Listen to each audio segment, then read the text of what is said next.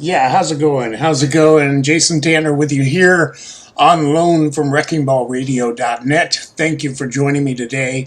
I was watching Russell Brand the other day, and I usually watch Russell Brand. He's usually very interesting, and he likes to talk really fast. And I very much admire his speaking skills because how can you keep that train of thought going like that and always make sense? But he does it somehow. He was talking about Rachel Maddow and Tucker Carlson and how both of them have had to admit in court recently about how they are just entertainment and nobody watching them really takes them seriously. Now, I was going to do a video on this before Russell, but Russell beat me to the punch, but I had another take on it. I was going to look on Twitter to see the Russell, no, not the Russell fans, but the Tucker Carlson fans and the Rachel Maddow fans, and see exactly how seriously people still take both of those shows. Now, I'm not saying that neither one of them can tell the truth once in a while.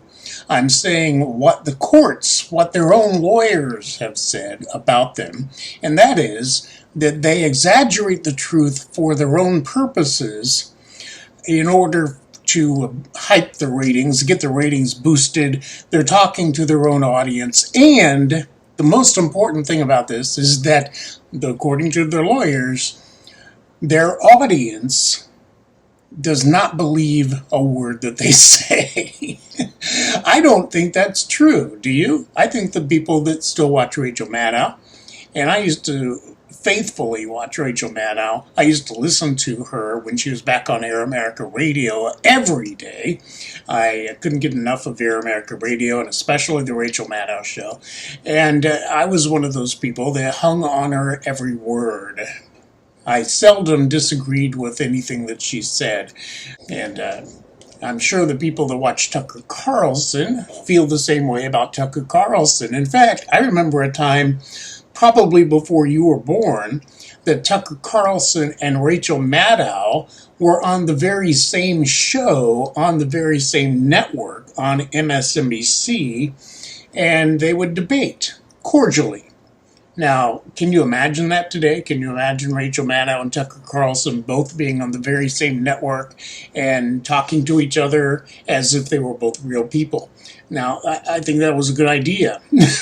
It'd be nice to see more of that sort of thing on the corporate media news, where somebody with a more conservative opinion, like Tucker, and someone with a sort of more centrist left opinion on things, like Rachel Maddow, could get together and talk. And I say centrist because even though people on the so-called left think Tucker is far right, and people on the right, the so-called right, think Rachel is on the far left, well, no, they're both pretty much centrist. They just vary to certain degrees. And sometimes Tucker is to the left of Rachel Maddow, and sometimes Rachel Maddow is more of a war hawk than Tucker is. So that's interesting, how definitions of liberal and conservative have changed throughout the years. Because it used to be that the people that were anti-war were the leftists. But now, thanks to MSNBC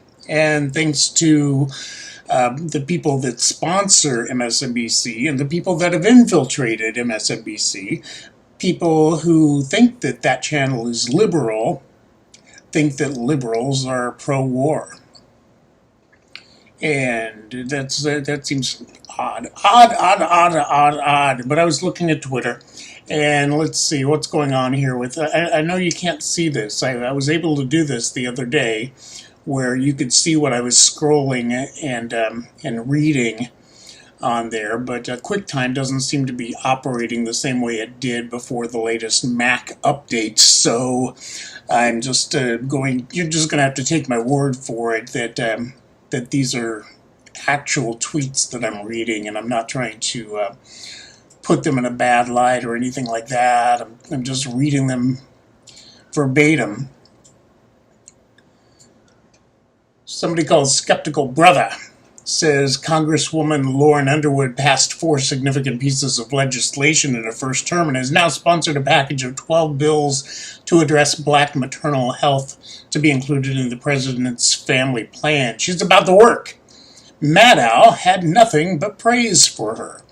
Hey, cool, except Maddow is not to be taken seriously. But according to this person here, skeptical brother, very skeptical, Maddow has nothing but praise for this woman. So this woman must be on the up and up because Maddow says so, right? Somebody named Ricky Davila says, committing sedition by means of abusing the law with many frivolous lawsuits in an effort to overturn the election should result in Linwood, Crackendoodle, Sidney Powell, and all the MAGA lawyers who signed their names in support being disbarred, fined, and jailed. Hashtag Maddow. Because Maddow is the all-important voice that some people like Ricky listen to and hang on their every word like I used to. And, okay, it doesn't seem like there's 2 there. It doesn't seem like Ricky thinks that Maddow is somebody that should not be taken seriously, as her lawyers had to admit in court. I'm trying to find somebody that does have some actual skepticism about Rachel's show. Here's Tom Thunkett. Professor Maddow, he calls her Professor Maddow, dominates Hannity for the 6th straight month. The Maddow Show at 9 o'clock continues to beat Fox News' Hannity at 9 with 2.64 million total viewers versus Fox News'. Well, you know, if it doesn't really matter if she's telling the truth or not, if we're not meant to believe a word she says, what does it really matter if she's dominating Sean Hannity for 6 months in the ratings? Hannity seems to be on his way out, actually. He seems to be going by the way of Bill O'Reilly, and probably won't be there for too much longer. His show was better when he had Alan Colmes on the show, the late Alan Colmes, if only to berate Alan. But that was an entertainment show too. This is all entertainment, infotainment. It's not actually news. We're not supposed to take them seriously according to their own lawyers and according to the judge that agreed with them. This is kind of nice. Kudos to Elizabeth Warren for the idea of making hearing aids affordable and over-the-counter. Hashtag Maddow. I'm in the Maddow cult. That's what you're saying when you do hashtag Maddow, unless you're criticizing the show. I'm not saying to criticize her personally. She's probably a fine person, somebody to go fishing with. I'm just saying that on her show, she is not to be taken seriously. And again, according to a court of law. So, actually, anybody on television pretending to do the news these days could use the same defense that both Tucker Carlson and Rachel Maddow have used, that they are not to be taken seriously. They are an entertainment show, and their audience is supposed to know that. Oh boy. Hashtag Maddow. Even the dolphins are jumping for joy in anticipation for Rachel. Yeah, because Rachel's show's about to start, apparently. Somebody put up a little movie of dolphins jumping out in the ocean, like, yay, Maddow, it's our hero, it's our champion, it's our cult leader. Hashtag Maddow is going to start talking to us soon and saying all the right words that we all want to hear. So, yeah, it doesn't seem to me, just a small sampling here, I can't find anybody in the hashtag Maddow thread here who seems to think that you're not supposed to take Maddow seriously, because it's all just adulation, praise, and I'm so thankful that she's there to say the things that I want to hear so badly. I need to hear them because she's my only hope. This is cultism, people. This is cultism. I'm gonna switch over now. I'm gonna go to hashtag Tucker and see what's going on in that cult. And like I say, there's some things about Tucker I agree with. There's some things about Matt Al I agree with. And I'm not trying to slam them as human beings. I'm trying to point out what the courts have said, that these are people that are doing entertainment, hyperbole, and they're not really there to tell you what's going on in the news. They're there to shape the news in a way that you want to hear it. Trying to hashtag Tucker here. And there's a lot of anti-Tucker on these threads, by the way. It's not people that watch Tucker's show. It's people that are like, hashtag Tucker because we hate Tucker. Conservative Warrior says if they do it to Tucker, they do it to all of us, which I think he's referring to the idea that the NSA was actually spying on Tucker. Whether intentionally or not, Tucker was in touch with somebody that the NSA had interest in, and Tucker may have just got caught in the trap or something, but Tucker made it seem like the NSA was after him personally. I don't know why he had the idea that the NSA was after him, but they were in fact spying on him because Tucker was doing some sort of a story, and the story was about somebody that the NSA had interest in, apparently. And I'm not trying to justify the NSA. I don't think all this spying is necessary, especially on our own people. But then again, the whole world is our people, aren't they? Aren't we supposed to believe that as people of the left? That we're citizens of the planet?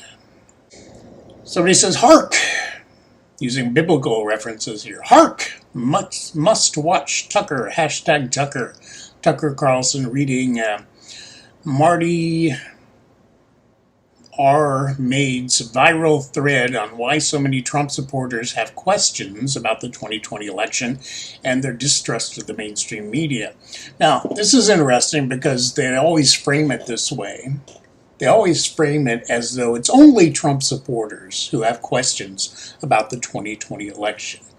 I think anybody with an open mind should have questions about all of our elections.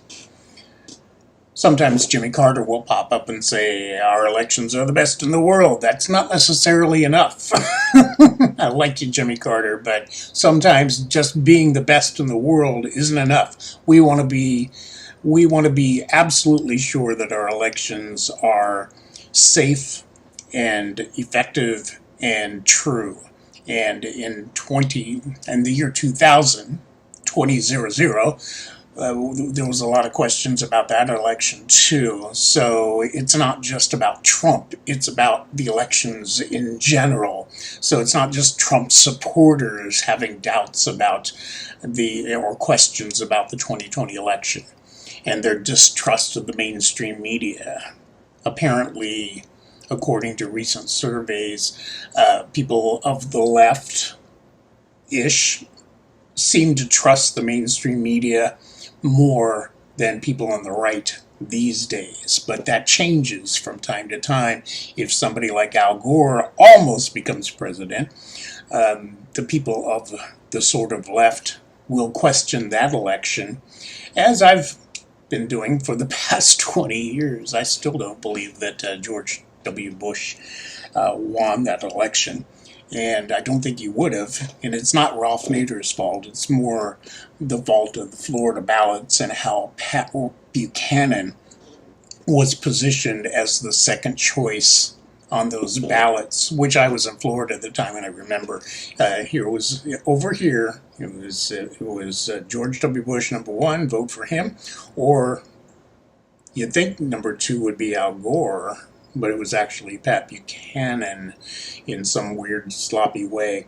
And then Al Gore was number three. So you wound up thinking that you were voting for Al Gore, but in Florida, in parts of Florida, you were actually voting for Pat Buchanan. If it wasn't for that, And it's not because Florida people don't know how to vote, it's because they were very anxious to vote for Al Gore, and so they didn't know that they were being tricked.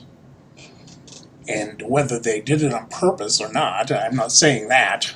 I'm just saying that it turned out to be the case, that they were tricked into voting for Pat Buchanan in 2000. Some of you kids weren't even born yet. I heard somebody, an adult, in a bookstore the other day, and they were in the world politics section, and I guess he was talking to his dad or an older brother or something, and he was like, well, what year was 9/11? In 2001. So that means I was 2.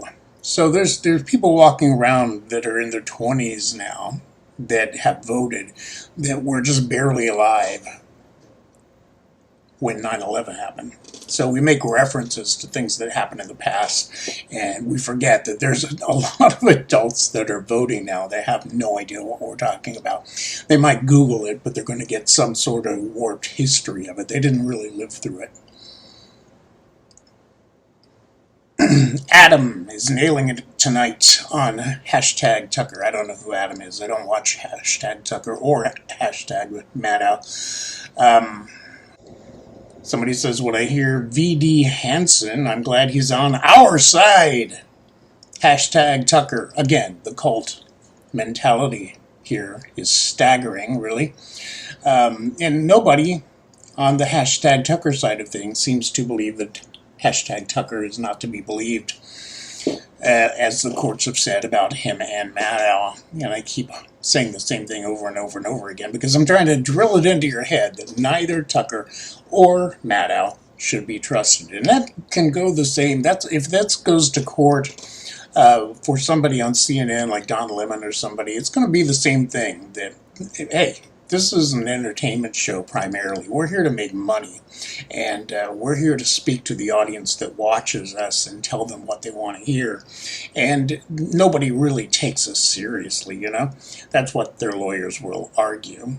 Anybody, I'm not singling out Don Lemon, it's just anybody. Anybody on the corporate news is going to use the same excuse that Tucker and Maddow have used now. And I think Glenn Beck used to use this too. He was challenged in court. I believe he was challenged in court once upon a time and had to admit the same thing. Hey, I'm just a rodeo clown. And you shouldn't take anything I say seriously. For me, if you are a news service, the people on your news service presenting news and opinion you should be able to take them seriously, right?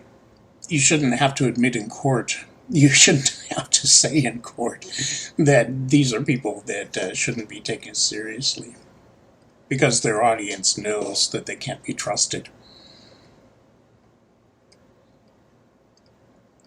I'm looking for anybody that's on Tucker's side that doesn't take him seriously. No, I don't see it anywhere. Now, somebody pointed out that it's possible that Fox never reported that Tucker is not supposed to be taken seriously, so Fox viewers and Tucker viewers probably never heard this news. And the same goes for Rachel Maddow.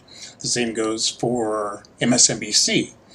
MSNBC probably did not report that Rachel Maddow had to admit in court that she should not be taken seriously. So the people who watch her show on MSNBC and don't watch anybody else probably don't know.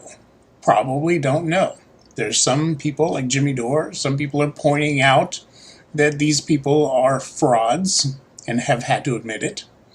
But they're not going to admit it on their own networks. They're not going to admit it on their own shows. There's not going to be a disclaimer on the Tucker Carlson show or the Rachel Maddow show saying, "Hey, don't take us serious. We're just rodeo clowns like Glenn Beck." WreckingBallRadio.net